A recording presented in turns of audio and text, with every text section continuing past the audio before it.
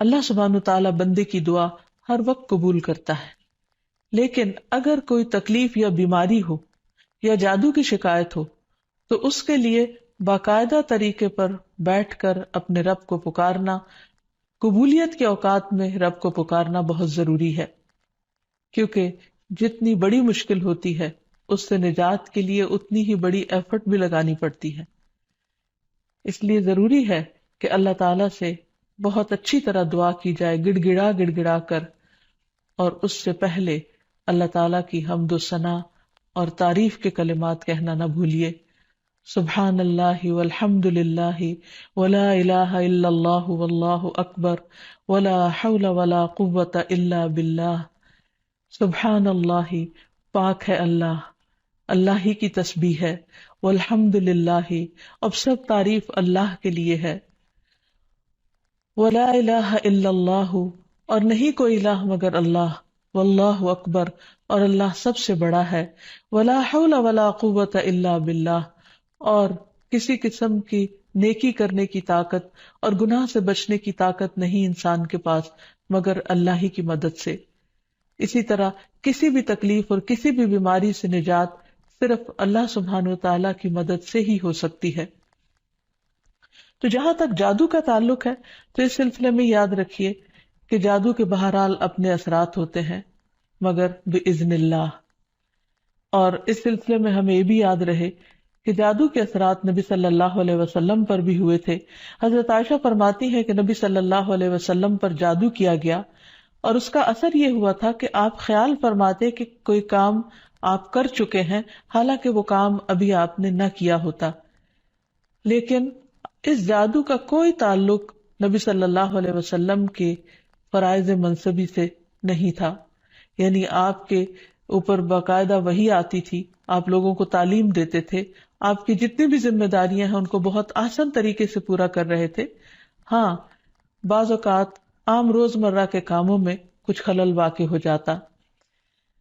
اسی طرح حضرت عائشہ رضی اللہ تعالی عنہا پر بھی جادو کیا گیا۔ اس سلسلے میں عمرہ جو ان کی شاگرد ہیں وہ کہتی ہیں کہ ایک مرتبہ حضرت عائشہ بیمار ہو گئی اور ان کی بیماری کا دورانیہ بہت لمبا ہو گیا، یعنی وہ ٹھیک نہیں ہو رہی تھی۔ اسی دوران مدینہ منورہ میں ایک طبیب آیا، یعنی علاج معالجہ کرنے والا، تو حضرت عائشہ کے بھتیجے ان کے پاس گئے اور انہوں نے حضرت عائشہ کا نام لیے بغیر ان کی ساری علامات بتائیں کہ وہ کس قسم کی تکلیف میں مبتلا ہیں، اور ان سے پوچھا کہ یہ کس قسم کی بیماری ہے۔ تو اس طبیب نے کہا کہ جس عورت کے بارے میں یہ علامات بتائی جا رہی ہیں ان پر کسی نے جادو کیا ہے۔ بہرحال تحقیق کرنے پر پتہ چلا کہ حضرت عائشہ کی ایک باندی تھی جس کے ساتھ انہوں نے یہ وعدہ کیا تھا کہ وہ ان کی وفات کے بعد آزاد ہوں گی، تو اس باندی نے آپ پر جادو کر دیا تاکہ حضرت عائشہ کی وفات جلد ہو جائے اور وہ آزاد ہو سکیں۔ بہرحال اس کے بعد حضرت عائشہ نے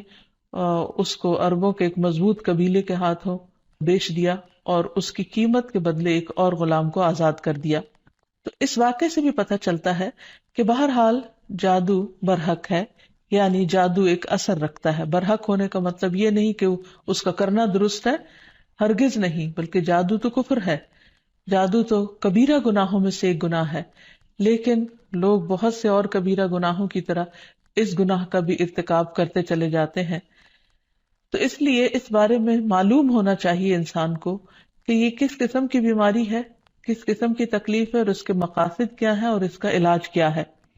سب سے پہلی بات تو یہ ہے کہ جادو عموماً دشمنی یا حسد کی وجہ سے کیا جاتا ہے، یا کسی سے کوئی انتقام لینے کے لیے، کوئی بدلہ لینے کے لیے، اور اس کا مقصد یہ ہوتا ہے کہ دوسرے کو تکلیف میں مبتلا کر دیا جائے۔ یہ بالکل ایسے ہی ہے جیسے لوگوں کو جسمانی طور پر تکلیف میں مبتلا کیا جاتا ہے کہ کسی کو کچھ مارا جائے ہاتھ سے یا کسی ڈنڈے سے تو جسم کو تکلیف ہوتی ہے، اسی طرح روح کو بھی تکلیف پہنچتی ہے، اور روح کی تکلیف کچھ الفاظ کے ذریعے ہوتی ہے۔ جیسے عام روزمرہ زندگی میں بھی جب کوئی ہماری تعریف کرتا ہے تو ہمیں اچھا لگتا ہے، اور جب کوئی ہمیں گالی گلوچ کرتا ہے تو ہمیں اس سے تکلیف پہنچتی ہے، اذیت پہنچتی ہے، چونکہ روح اور جسم آپس میں گندے ہوئے ہیں۔ اس لیے اگر جسم کو کوئی تکلیف پہنچتی ہے تو وہ اس کا اثر روح تک جاتا ہے۔ اسی طرح اگر روح پر کوئی چیز اثر انداز ہوتی ہے، کوئی کلام یا کچھ ایسے عملیات، تو اس کا اثر جسم تک بھی جاتا ہے، اور اس طرح انسان جادو کے اثر سے نہ صرف یہ کہ روحانی طور پر بلکہ بعض اوقات جسمانی طور پر بھی بیمار ہو سکتا ہے، اور اس میں بہت سے مذموم مقاصد ہوتے ہیں. بعض اوقات والدین اور اولاد میں یا شوہر بیوی میں یا دوستوں میں لڑائی جھگڑا اور ناچاکی پیدا کی جاتی ہے، اور باہم پیار محبت کے رشتوں کے اندر نفرت کے بیج بوئے جاتے ہیں. پھر یہ کہ جادو کی علامات کیا ہیں، کس کو کیسے پتا چلے کہ جادو ہوا ہے یا نہیں. تو اس میں یہ ہے کہ انسان کی ان یوزول سی کنڈیشن ہو جاتی ہے، یعنی انسان اسی روٹین میں زندگی بسر کر رہا ہے، وہی صبح اٹھنا، کھانا پینا، روزمرہ کے معمولات، لیکن کسی چیز میں دل نہیں لگتا، طبیعت بیزار ہونے لگتی ہے. اور یہ نہیں کہ یہ ایک دن کے لیے، 2 دن کے لیے، کیونکہ ایسا تو ہر ایک کے ساتھ ہو ہی جاتا ہے. ایک لمبے عرصے کے لیے کیفیات تبدیل ہونے لگتی ہیں، سستی یا گھبراہٹ طاری ہو جاتی ہے، ذہنی انتشار یعنی کسی چیز پر کنسنٹریشن کا نہ رہنا، حد سے زیادہ چڑچڑا پن، بعض اوقات عبادات میں بالکل دل نہ لگنا، اور بغیر کسی ظاہری بیماری کے یا بغیر کسی ظاہری جسمانی بیماری کے انسان کے اندر بیماری کی کیفیت محسوس ہوتے رہنا. بعض اوقات ڈراؤنے خواب آتے ہیں، کبھی خون کے چھینٹے اور کچھ غیر معمولی قسم کی چیزیں گھروں میں دیکھی جاتی ہیں. بعض اوقات خاوند بیوی ایک دوسرے سے نفرت کرنے لگتے ہیں، ان میں جدائی تک ہو جاتی ہے. لیکن اس کا یہ مطلب نہیں کہ ان علامات میں سے کوئی ایک علامت کسی وقت انسان کے اندر پائی جائے تو انسان فوراً شک کرے کہ مجھ پر جادو کر دیا گیا. کیونکہ آج کل یہ وبا بھی بہت عام ہو چکی ہے کہ ہر دوسرا شخص اس وہم میں گرفتار ہے کہ اس پر کسی نے کچھ کر دیا ہے. یہ ضروری نہیں ہوتا کہ ہر وقت ایسی علامات کسی کے کچھ کیے سے ہی ہوں. یہ ویسے بھی انسان ہے، کبھی تھک جاتا ہے، کبھی غذا میں کوئی تبدیلی ہو جاتی ہے، کبھی ویسے بھی انسان کا دل اللہ کے ہاتھ میں ہے، جس طرف چاہے اس کو پھیر دے. تو انسان کی طبیعت میں ایک ملال سا اور ایک سستی، ایک بے چینی سی پائی جاتی ہے. تو ان سب چیزوں کا تعلق ضروری نہیں کہ جادو سے ہی ہو، لیکن اگر جادو ہو تو یہ علامات انسان میں دکھائی دیتی ہیں. اب اگر کسی کے اندر ایسی چیزیں ہیں اور علاج کے باوجود، جسمانی علاج کے باوجود شفا نہیں ہو رہی، تو اس کے لیے ضروری ہے کہ انسان پھر روحانی علاج بھی کرے. روحانی علاج کے لیے ضروری نہیں کہ کسی بابے کے پاس یا کسی مذہبی بزرگ کے پاس ہی انسان جائے. انسان خود بھی اللہ سبحانہ و تعالیٰ کا کلام پڑھ سکتا ہے اور پورے یقین اور ایمان کے ساتھ، اور اس سے انسان کو شفا ہو سکتی ہے. کیونکہ کسی انسان کے ہاتھ میں کوئی طاقت نہیں، اصل طاقت اللہ کے کلام میں ہے، جس کو پورے یقین اور ایمان کے ساتھ پڑھنا چاہیے. بہرحال اس سے پہلے کہ انسان کسی ایسے جادو کا شکار ہو، کچھ حفاظتی تدابیر بتائی گئی ہیں. جیسے جسمانی بیماریوں سے بچنے کے لیے حفاظتی تدابیر بتائی جاتی ہیں، ایسے ہی روحانی بیماریوں سے بچنے کے لیے بھی حفاظتی تدابیر ہیں. اس میں سب سے پہلے تو یہ کہ انسان پاک صاف رہے، طہارت اور وضو کا اہتمام کرے، عبادات کی پابندی کرے، کیونکہ شیاطین ایسے شخص پر اثر انداز نہیں ہو سکتے کہ جو اللہ سبحانہ و تعالیٰ کے ساتھ مضبوط تعلق رکھتے ہیں. عبداللہ بیان کرتے ہیں کہ نبی صلی اللہ علیہ وسلم کے سامنے ایک شخص کا ذکر کیا گیا کہ وہ صبح تک پڑا سوتا رہا اور نماز کے لیے بھی نہیں اٹھا. تو آپ نے فرمایا شیطان نے اس کے کان میں پیشاب کر دیا، یعنی اپنی نجاست بھر دی. تو اس سے یہ پتہ چلتا ہے کہ ایسے لوگوں پر جو فرائض سے غفلت برتتے ہیں وہ زیادہ ایسی بیماریوں کا شکار ہوتے ہیں. اسی طرح عبادات کی پابندی بہت ضروری ہے، کیونکہ جب انسان اللہ تعالیٰ کے آگے جھکتا ہے، اللہ تعالیٰ کے ساتھ اس کا تعلق مضبوط ہوتا ہے، تو نہ تو وہ توہمات کا شکار ہوتا ہے اور نہ ہی وہ جادو اور مختلف چیزوں کا شکار ہوتا ہے، یعنی شیطانی اثرات اس پر کم سے کم ہوتے ہیں. اسی لیے نبی صلی اللہ علیہ وسلم کے سامنے جب ذکر کیا گیا کہ ایک شخص صبح تک پڑا سوتا رہا اور نماز کے لیے بھی نہیں اٹھا، تو اس پر آپ نے فرمایا کہ شیطان نے اس کے کان میں پیشاب کر دیا ہے، یعنی اپنی نجاست اس میں ڈال دی ہے. تو جو شخص شیطانی نجاست کے اثر میں ہو، پھر وہ سب سے بڑی بیماری اس کو لاحق ہو جاتی ہے، چاہے اس کو جادو کہیں یا کچھ اور. لیکن حقیقت یہ ہے کہ انسان جب اللہ کا اطاعت گزار بنتا ہے، رب کا فرما بردار بنتا ہے، تو شیطان اس کو اپنے کنٹرول میں نہیں لے سکتا، کیونکہ اللہ تعالیٰ فرماتے ہیں ان عبادی لیس لک علیہم سلطان، میرے بندے تیرا ان پر کوئی زور نہیں چلتا، کوئی زور نہیں چل سکے گا. ایک اور جگہ پر فرمایا الا عبادک المخلصین، مگر تیرے چنے ہوئے بندے. تو ہمیں ایسے بندوں میں شامل ہو جانا چاہیے جو اللہ کے محبوب ہیں، اللہ کے چنے ہوئے ہیں، اور اس کے لیے اللہ تعالیٰ نے جو ہمیں احکامات دیے ہیں، جو طریقے سکھائے ہیں، ان کے مطابق زندگی بسر کی جائے۔ پھر اسی طرح یہ ہے کہ کثرت سے اللہ تعالیٰ کا ذکر کیا جائے، خصوصاً استغفار، کیونکہ بہت سی تکلیفیں انسان کے اپنے ہی گناہوں کی وجہ سے آتی ہیں۔ جیسے آتا ہے ما اصابکم من مصیبت فبما کسبت ایدیکم، جو بھی مصیبت تم کو پہنچی وہ تمہارے اپنے ہاتھوں کی کمائی کی وجہ سے تھی۔ پھر اسی طرح اپنے گھروں کو تصاویر اور مجسموں سے پاک کرنا چاہیے، کیونکہ رسول اللہ صلی اللہ علیہ وسلم نے فرمایا فرشتے اس گھر میں داخل نہیں ہوتے جہاں کتا اور تصویر ہوتا ہے۔ پھر حفاظتی تدابیر میں سے یہ بھی ہے کہ انسان اپنے کھانے پینے کی عادات کو درست کرے، اور اس میں خصوصاً نبی صلی اللہ علیہ وسلم نے صبح کے وقت اجوا کھجور کھانے کا حکم دیا۔ آپ نے فرمایا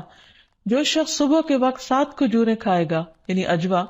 اس روز جادو اور زہر سے بچا رہے گا، یعنی اس کے اندر اتنی امیونٹی پیدا ہو جاتی ہے کہ پھر برے اثرات، زہریلے اثرات اس کو نقصان نہیں دے سکتے۔ پھر اسی طرح مختلف مواقع پر مسنون اذکار کا اہتمام کرنا، مثلاً بیت الخلاء جاتے وقت نبی صلی اللہ علیہ وسلم نے سکھایا اللہم انی اعوذ بک من الخبث والخبائث، اے اللہ بے شک میں ناپاک جنوں اور جننیوں سے تیری پناہ چاہتا ہوں،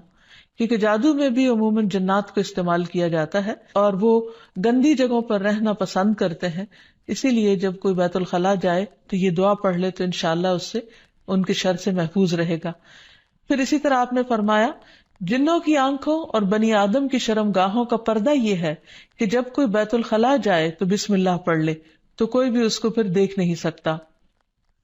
پھر اسی طرح شوہر بیوی کے خاص تعلق میں بھی دعا سکھائی گئی، بسم اللہ اللہم جنبنا الشیطان وجنب الشیطان ما رزقتنا، اللہ کے نام کے ساتھ میں شروع کرتا ہوں، اے اللہ ہمیں شیطان سے بچا اور شیطان کو اس چیز سے دور رکھ جو اس کے نتیجے میں تو ہمیں عطا فرمائے۔ تو آپ نے فرمایا کہ اگر اس کے بعد میاں بیوی کو کوئی اولاد ملے گی تو شیطان اسے نقصان نہیں پہنچا سکتا۔ اسی طرح تحلیل پڑھنا، لا الہ الا اللہ وحدہ لا شریک لہ لہ الملک ولہ الحمد وہو علی کل شیء قدیر، کہ اللہ کے سوا کوئی معبود نہیں، تنہا ہے، اس کا کوئی شریک نہیں، اسی کے لیے بادشاہی ہے اور اسی کے لیے تعریفیں ہیں اور وہ ہر چیز پر قدرت رکھنے والا ہے۔ دن میں جو شخص 100 دفعہ اس کو پڑھے گا اس کے لیے 10 غلاموں کو آزاد کرنے کا ثواب ہے، 100 نیکیاں لکھی جائیں گی، 100 برائیاں مٹائی جائیں گی، اور خصوصاً اس دن وہ شام تک شیطان کے شر سے محفوظ رہے گا، اور کوئی شخص اس دن اس سے بہتر عمل کرنے والا نہیں سمجھا جائے گا سوائے اس کے جو اس سے زیادہ اس کو پڑھے۔ پھر اسی طرح انسان ہر معاملے میں جہاں بھی انسان کو مشکل ہو اللہ تعالیٰ کی پناہ میں اپنے آپ کو دے۔ تو خلاصہ کلام یہ ہے کہ انسان اپنے آپ کو مختلف طرح کے توہمات سے بھی بچائے اور ہر چھوٹی بڑی بات کو جادو قرار نہ دے،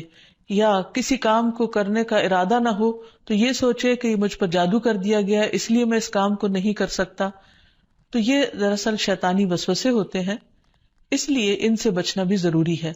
بہرحال اگر ایسے وسوسے ہوں یا حقیقت میں کوئی بیماری ہو تو اس کا علاج بھی بتایا گیا ہے، کیونکہ کوئی بیماری ایسی نہیں کہ جو قابل علاج نہ ہو۔ رسول اللہ صلی اللہ علیہ وسلم نے فرمایا ہر بیماری کے لیے دوا ہے، جب کسی مریض کو صحیح طریقے پر بیماری کی دوا پہنچتی ہے تو وہ اللہ تعالیٰ کے حکم سے درست ہو جاتا ہے۔ اسی طرح جادو بھی ایک بیماری ہے اور اس بیماری کا علاج بھی قرآن و سنت میں موجود ہے۔ اس کے لیے سب سے پہلے تو یہ پتہ لگانے کی ضرورت ہے کہ کیا واقعی جادو ہے بھی یا نہیں، اور اس میں ہم دیکھتے ہیں کہ نبی صلی اللہ علیہ وسلم کو خواب کے ذریعے دکھایا گیا تھا کہ ان پر جو جادو کیا گیا ہے وہ کہاں پر دبایا گیا ہے، تو آپ نے اس کو نکلوایا تھا۔ لیکن ضروری نہیں کہ ہم میں سے ہر ایک کو یہ پتا چل سکے کہ جادو ہے کہاں، اول تو ہو سکتا ہو ہی نہ، صرف توہم ہی ہو، ایک خیال ہی ہو کسی کا، کیونکہ بعض چیزیں انسان جب بار بار سوچتا ہے تو وہ اس کو حقیقت معلوم ہونے لگتی ہے۔ لیکن اگر انسان کو کوئی ایسا خواب آ جائے تو ٹھیک ہے، اور اگر نہیں بھی آتا تو انسان اللہ سبحانہ وتعالیٰ کا ذکر کرتا رہے اور اس کے ذریعے علاج کرے۔ اس میں خاص طور پر شرعی دم جسے رقیہ شرعیہ کہا جاتا ہے، آج کل مختلف قراء کی آواز میں قرآن مجید کی سلیکٹڈ آیات ریکارڈ کر دی گئی ہیں، مریض اس کو بار بار سنتا رہے تو انشاءاللہ اس کا توڑ ہو جائے گا۔ پھر اسی طرح اللہ تعالیٰ کی کتاب سے علاج، کیونکہ قرآن مجید میں آتا ہے وَنُنَزِّلُ مِنَ الْقُرْآنِ مَا هُوَ شِفَاءٌ وَرَحْمَةٌ لِّلْمُؤْمِنِينَ، اور ہم قرآن کے ذریعے سے وہ چیز نازل کرتے ہیں جو مومنوں کے لیے شفا اور رحمت ہے۔ تو قرآن مجید میں جیسے سب سے پہلے سورۃ الفاتحہ پڑھنا، کیونکہ اس کے اندر اللہ تعالیٰ سے مدد مانگی جاتی ہے، ایاک نعبد و ایاک نستعین، صرف تیری ہم عبادت کرتے ہیں اور صرف تجھی سے ہم مدد چاہتے ہیں کہ یا اللہ تو ہماری اس بیماری اور تکلیف کو دور فرما دے۔ پھر اسی طرح آیت الکرسی، کیونکہ جب انسان آیت الکرسی پڑھتا ہے تو اللہ سبحانہ وتعالیٰ کی طرف سے اس کے لیے ایک خاص محافظ مقرر کر دیا جاتا ہے، اور اگر رات کو انسان پڑھ کر سوتا ہے تو صبح تک وہ فرشتہ انسان کی حفاظت کرتا ہے۔ پھر اسی طرح سورۃ البقرہ کا پڑھنا، رسول اللہ صلی اللہ علیہ وسلم نے فرمایا سورۃ البقرہ پڑھا کرو، کیونکہ اس کا پڑھنا باعث برکت ہے، اسے چھوڑنا باعث حسرت ہے، اور اس کے پڑھنے والے پر جادوگر قدرت نہیں پا سکتے۔ یعنی جو شخص قرآن پڑھتا ہے، خصوصاً سورۃ البقرہ پڑھتا رہتا ہے، تو کسی کا جادو اس شخص پر اثر نہیں کرتا۔ پھر اسی طرح معوذات پڑھنا، رسول اللہ صلی اللہ علیہ وسلم نے فرمایا صبح اور شام 3 بار معوذات کہہ لو تو یہ تمہاری ہر چیز سے کفایت کریں گی، یعنی سورۃ الاخلاص، قل اعوذ برب الفلق اور قل اعوذ برب الناس۔ اس کے علاوہ بھی مریض قرآن مجید کی تلاوت کثرت کے ساتھ کرتا رہے، اور پھر اگر ہو سکے تو بیری کے پتوں کو پانی میں ملا کر اس پانی سے غسل کر لے، اس کو بھی ایک مؤثر علاج کے طور پر بتایا گیا ہے۔ لیکن اس کے ساتھ ساتھ انسان غیر شرعی طریقوں سے مکمل طور پر پرہیز کرے، کیونکہ اس سے انسان کے ایمان اور عقیدے میں خلل واقع ہو جاتا ہے۔ رسول اللہ صلی اللہ علیہ وسلم نے فرمایا جس نے حرام چیز کے ساتھ علاج کیا اللہ تعالیٰ اس کے لیے اس میں شفا نہیں بنائے گا، یعنی اس کو پھر فائدہ نہیں ہوگا۔ پھر اسی طرح جادو کا علاج جادو سے نہیں کرنا چاہیے، یعنی اگر انسان کو کبھی ایسا وہم ہو تو جادوگروں کے پاس نہ جائے یا ایسے طریقے اختیار نہ کرے کہ جس سے جو ہمارے دین میں نہیں یا ہماری شریعت کے خلاف جاتے ہیں۔ رسول اللہ صلی اللہ علیہ وسلم نے فرمایا جو جادو کرے یا جادو کروائے یا جو کسی کاہن کے پاس آئے اور اس کی بات کی تصدیق کرے تو اس نے اس چیز کا انکار کیا جو محمد صلی اللہ علیہ وسلم پر نازل ہوئی۔ اسی لیے غیر شرعی جھاڑ پھونک سے مکمل اجتناب کرنا چاہیے۔ نبی صلی اللہ علیہ وسلم سے نشرہ کے بارے میں دریافت کیا گیا تو آپ نے فرمایا یہ شیطانی عمل ہے۔ اور نشرہ کیا ہوتا ہے؟ جن یا جادو اتارنے کے لیے شرکیہ یا جاہلانہ منتر پڑھنا اور یا پڑھوانا۔ تو ایسے الفاظ جس کا بعض اوقات معنی معلوم نہیں ہوتا اور یہ بھی نہیں پتا ہوتا کہ اللہ تعالیٰ کو پکارا جا رہا ہے یا کسی جن یا کسی اور شیطان کو پکارا جا رہا ہے اور اس سے مدد لی جا رہی ہے، تو اس لیے کسی بھی ایسے کلام کو پڑھنا یا کسی سے پڑھوانا درست نہیں۔ پھر اسی طرح کاہنوں اور نجومیوں کے پاس جانے سے منع کیا گیا۔ نبی صلی اللہ علیہ وسلم نے فرمایا جس نے کسی نجومی کے پاس جا کر اس سے کسی چیز کے بارے میں سوال کیا تو اس کی 40 رات کی نمازیں قبول نہیں ہوگی، یعنی اس نے اپنے دین کی بربادی کر لی۔ تو اس لیے کسی کے پاس جانے کی بجائے خود انسان زیادہ سے زیادہ قرآن مجید پڑھے، اور اگر وہ پڑھا ہوا نہیں تو آج ہر طرف بہت سی کیسٹس اور سی ڈیز اور ایسی چیزیں ملتی ہیں کہ جس سے انسان قرآن مجید کی تلاوت مسلسل سن سکتا ہے۔ ہو سکے تو مکمل قرآن مجید ایک ہفتے میں سن کر اپنے بیماری کا علاج کیا جائے۔ پھر اسی طرح یہ ہے کہ باقی دعائیں بھی جو جادو کے توڑ کی بتائی گئی ہیں ان کو پڑھتے رہنا انسان کو فائدہ دیتا ہے، جس میں خاص طور پر اور آخر میں یہ 2 خاص دعائیں جو نبی صلی اللہ علیہ وسلم نے جنات اور جادو کے شر سے بچنے کے لیے سکھائی ہیں، ان کو بار بار پڑھتا رہے، صبح و شام پڑھتا رہے حتیٰ کہ افاقہ ہو جائے۔ پہلی دعا ہے اعوذ بکلمات اللہ التامات التی لا یجاوزہن بر ولا فاجر من شر ما خلق وذرأ وبرأ ومن شر ما ينزل من السماء ومن شر ما يعرج فيها ومن شر ما ذرأ في الأرض ومن شر ما يخرج منها ومن شر فتن الليل والنهار ومن شر كل طارق إلا طارقا يطرق بخير يا رحمن۔ میں اللہ کے کامل کلمات کے ساتھ پناہ چاہتا ہوں جن سے آگے نہ تو کوئی نیک اور نہ ہی کوئی برا شخص بڑھ سکتا ہے، ہر اس چیز کے شر سے جس کو اس نے بنایا، پیدا کیا اور پھیلایا، اور ہر اس چیز کے شر سے جو آسمان سے اترتی ہے، اور ہر اس چیز کے شر سے جو اس میں چڑھتی ہے، اور ہر اس چیز کے شر سے جسے اس نے زمین میں پیدا کیا، اور اس چیز کے شر سے جو اس سے نکلتا ہے، اور رات اور دن کے فتنوں کے شر سے، اور رات کو آنے والے کے شر سے، سوائے اس کے جو خیر کے ساتھ آئے، اے رحم فرمانے والے۔ تو یہ دعا اور ایک اور دعا جو شدید جنات کے حملے سے بچانے والی دعا ہے، جس کے بارے میں کعب الاحبار کہتے ہیں کہ اگر میں یہ چند کلمات نہ پڑھتا تو یہود مجھے گدھا بنا دیتے۔ لوگوں نے پوچھا وہ کلمات کیا ہیں؟ تو کعب نے کہا اعوذ بوجہ اللہ العظیم الذی لیس شیء اعظم منہ وبکلمات اللہ التامات التی لا یجاوزہن بر ولا فاجر وباسماء اللہ الحسنى كلها ما علمت منها وما لم اعلم من شر ما خلق وبرأ وذرأ۔ میں اللہ کے عظیم چہرے کی پناہ مانگتا ہوں جس سے عظیم کوئی اور چیز نہیں، اور اس کے مکمل کلمات کے ساتھ پناہ چاہتا ہوں جن سے آگے نیک یا بد نہیں بڑھ سکتا، اور اس اللہ کے تمام اسماء حسنہ کے ساتھ پناہ چاہتا ہوں جن کو میں جانتا ہوں اور جن کو میں نہیں جانتا، ہر اس چیز کے شر سے جس کو اس نے بنایا، پیدا کیا اور پھیلایا۔ پھر یہ بھی یاد رہے کہ شیطان انسان پر مختلف طریقے سے حملے کرتا ہے، مثلاً اللہ تعالیٰ کے بارے میں شک پیدا کرنا۔ رسول اللہ صلی اللہ علیہ وسلم نے فرمایا تم میں سے کسی کے پاس شیطان آتا ہے اور تمہارے دل میں پہلے تو یہ سوال پیدا کرتا ہے کہ فلاں چیز کس نے پیدا کی، فلاں چیز کس نے پیدا کی، یہاں تک کہ آخر میں اس بات تک پہنچا دیتا ہے،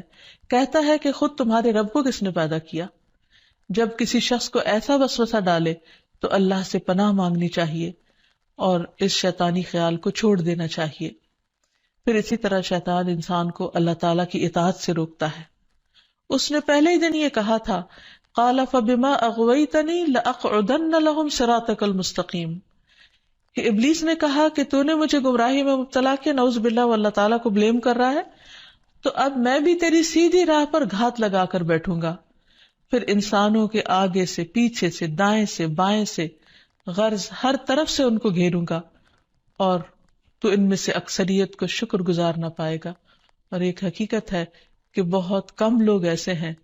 جو خود کو ملنے والی نعمتوں پر شکر گزار ہوں اور خوش ہوں۔ بہت سے لوگ تو بندوں سے اور اللہ تعالیٰ سے شکوہ ہی کرتے چلے جاتے ہیں، اور جو کچھ ملا ہے اس کو نہیں دیکھتے۔ پھر اسی طرح شیطان کے کاموں میں سے کام یہ ہے کہ وہ لوگوں کے دلوں میں فتنے پیدا کرتا ہے، لوگوں کے درمیان جھگڑے اور فساد پیدا کرتا ہے، خصوصاً میاں بیوی کے درمیان۔ اس سلسلے میں حدیث میں آتا ہے کہ شیطان کے لشکر جب لوگوں میں فتنہ ڈالنے جاتے ہیں تو ان میں سے ایک آتا ہے اور کہتا ہے کہ میں نے اس طرح کیا اور اس طرح کیا، تو شیطان کہتا ہے کہ تو نے کوئی بڑا کام نہیں کیا، یعنی اگر عام لوگوں میں جھگڑے فساد کرواتا ہے تو اس کو وہ کوئی کام نہیں گردانتا۔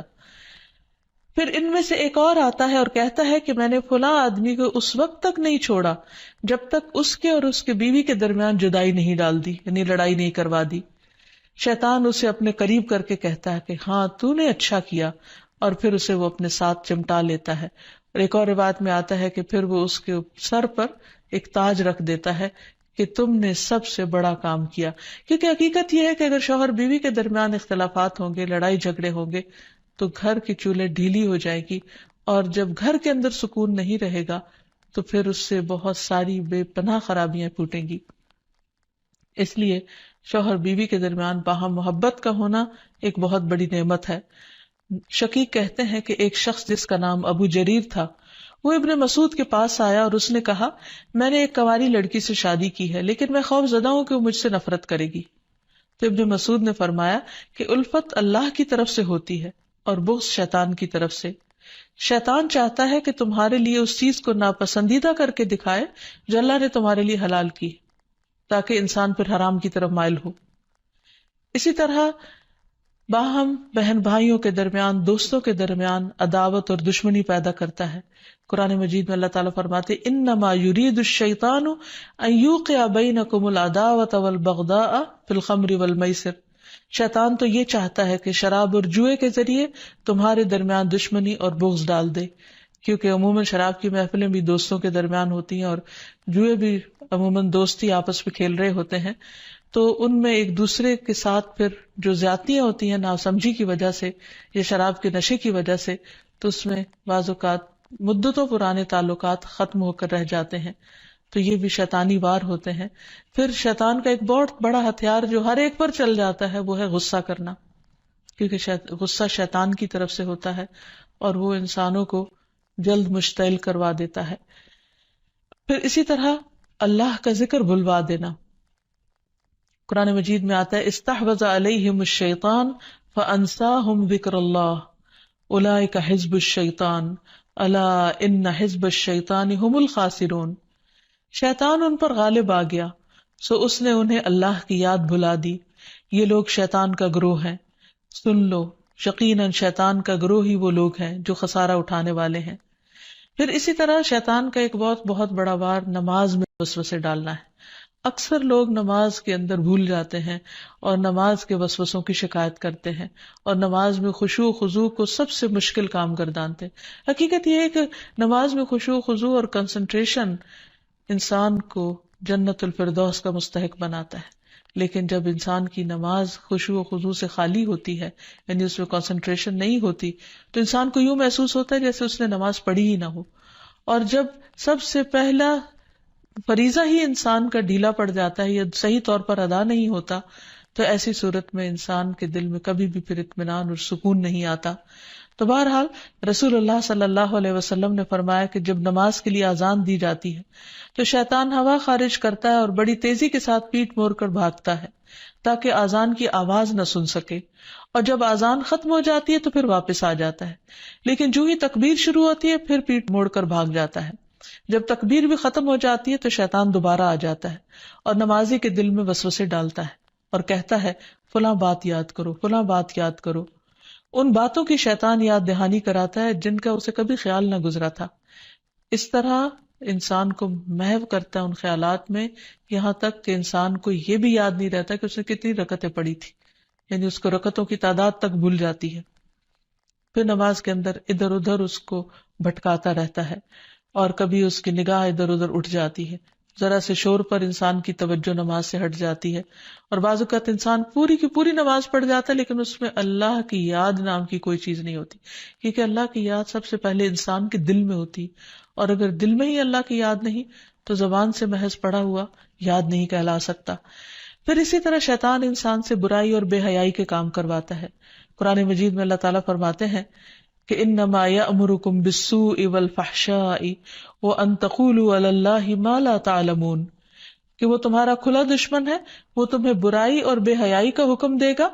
نیز اس بات کا کہ تم اللہ کے ذمے ایسی باتیں لگا دو جن کا تمہیں خود علم نہیں، یعنی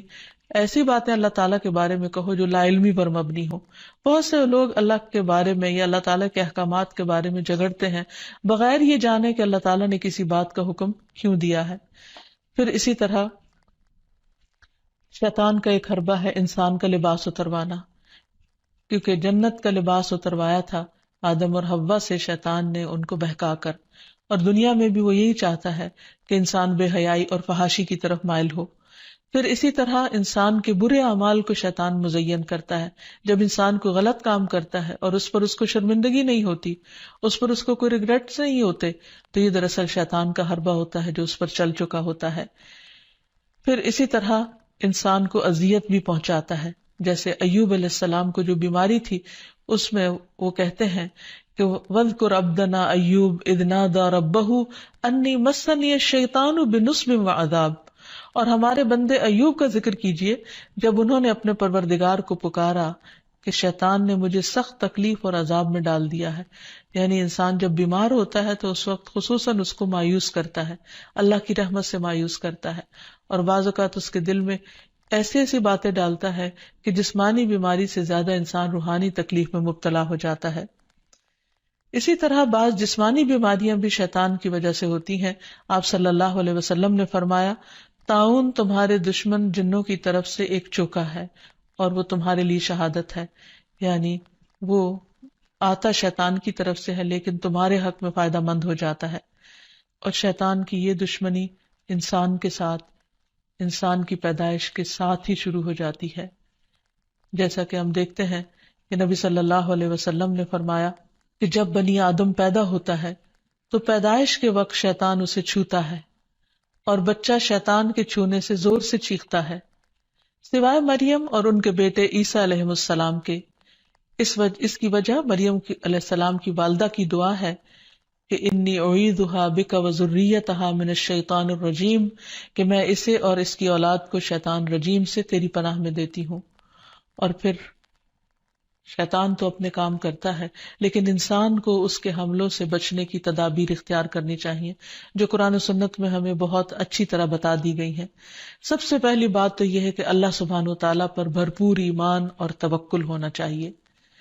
کیونکہ اللہ تعالیٰ کا وعدہ ہے کہ جو لوگ ایمان لائیں گے اور اپنے رب پر توکل کریں گے، شیطان ان کا کچھ بھی نہیں بگاڑ سکے گا۔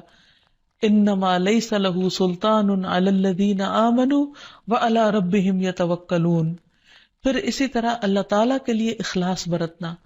ہر کام صرف اللہ کے لیے کرنا، اپنے آپ کو شرک سے بچانا۔ تو جو شخص ایسا طریقہ اختیار کرے گا، شیطان کا اس پر بھی زور نہیں چلے گا۔ پھر ہر معاملے میں قرآن و سنت کی پیروی کرنا، پھر دن کا آغاز اور اختتام اللہ کے ذکر سے کرنا، اللہ کی یاد سے کرنا، اللہ کی فرما برداری کے کاموں سے کرنا۔ پھر اسی طرح کثرت سے سجدے کرنا، کیونکہ شیطان نے اللہ تعالیٰ کا حکم نہیں مانا تھا اور سجدے سے انکار کیا تھا، تو رسول اللہ صلی اللہ علیہ وسلم نے فرمایا جب کوئی آدمی سجدہ والی آیت پڑھ کر سجدہ کر لے تو شیطان روتے ہوئے دور ہٹ جاتا ہے اور کہتا ہے افسوس مجھ پر۔ آدمی کو سجدے کا حکم ملا تو اس نے سجدہ کر لیا، اس کے لیے جنت ہے، اور مجھے بھی سجدے کا حکم ملا لیکن میں نے انکار کر دیا اور میرے لیے جہنم ہے۔ تو اس لیے شیطان کی مخالفت اگر انسان کرنا چاہے تو اس کے لیے سجدوں کی کثرت کر دے اور خصوصاً فرض نماز کی پابندی کرے، تو انشاءاللہ شیطان کا زور نہیں چلے گا۔ پھر اسی طرح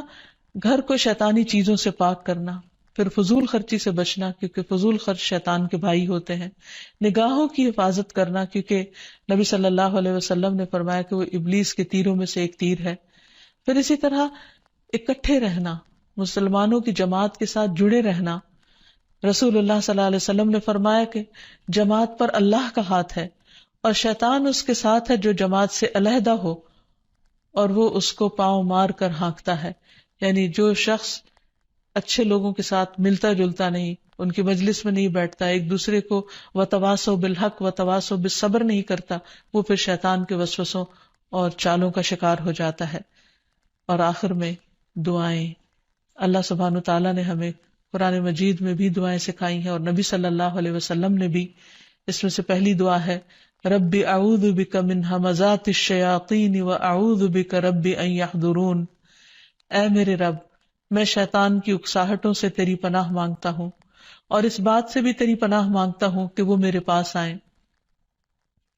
پھر تعوذ پڑھنا، یعنی اعوذ باللہ من الشیطان الرجیم من ہمزہ ونفخہ ونفثہ، میں اللہ کی پناہ چاہتا ہوں شیطان مردود سے کہ مجھ پر کوئی جنون کا اثر ڈالے یا مجھے تکبر پر آمادہ کرے یا شعر و شاعری کی طرف لائے، یعنی جو غلط قسم کی ہے۔ پھر قرآن مجید پڑھنے سے پہلے اعوذ باللہ من الشیطان الرجیم پڑھنا۔ پھر اسی طرح برا خواب دیکھنے پر تعوذ پڑھنا۔ رسول اللہ صلی اللہ علیہ وسلم نے فرمایا نیک خواب اللہ کی طرف سے اور برے خواب شیطان کی طرف سے ہوتے ہیں، پس جو ایسا خواب دیکھے جس میں کوئی ناگوار چیز ہو تو بائیں طرف تھوک دے اور شیطان سے اللہ کی پناہ مانگے، ایسا کرنے سے وہ خواب اس کو کوئی نقصان نہیں دے گا اور کسی کو یہ خواب نہ بتایا جائے۔ پھر اسی طرح صبح و شام کی دعائیں پڑھے جس میں خصوصی طور پر شیطان کے شر اور شرک سے بچنے کی دعا ہے۔ اللہم فاطر السماوات والارض عالم الغیب والشہادہ رب کل شیء وملیکہ اشہد ان لا الہ الا انت اعوذ بک من شر نفسی وشر الشیطان وشرکہ، اے اللہ آسمانوں اور زمین کے پیدا کرنے والے، پوشیدہ اور موجود ہر چیز کے جاننے والے، ہر چیز کے پالنہار اور اس کے مالک، میں گواہی دیتا ہوں کہ تیرے سوا کوئی معبود برحق نہیں، میں تیری ذات کے ذریعے اپنے نفس کے شر سے اور شیطان کے شر سے اور اس کے شرک سے پناہ مانگتا ہوں۔ آپ نے فرمایا جب صبح کرو اور جب شام کرو اور جب اپنے بستر پر آؤ تو اس دعا کو پڑھ لیا کرو۔ اسی طرح سب کام بسم اللہ پڑھ کر کرنا، کیونکہ انسان جب بسم اللہ پڑھتا ہے تو اللہ کا نام لیتے ہی شیطان دور بھاگ جاتا ہے. مثلاً گھر سے نکلتے وقت بسم اللہ توکلت علی اللہ، سواری پر بیٹھتے ہوئے بسم اللہ پڑھنا. پھر اسی طرح آیت الکرسی پڑھنے سے شیطان سے حفاظت رہتی ہے. پھر صبح و شام کے اذکار میں لا الہ الا اللہ وحدہ لا شریک لہ لہ الملک و لہ الحمد وہو علی کل شیء قدیر.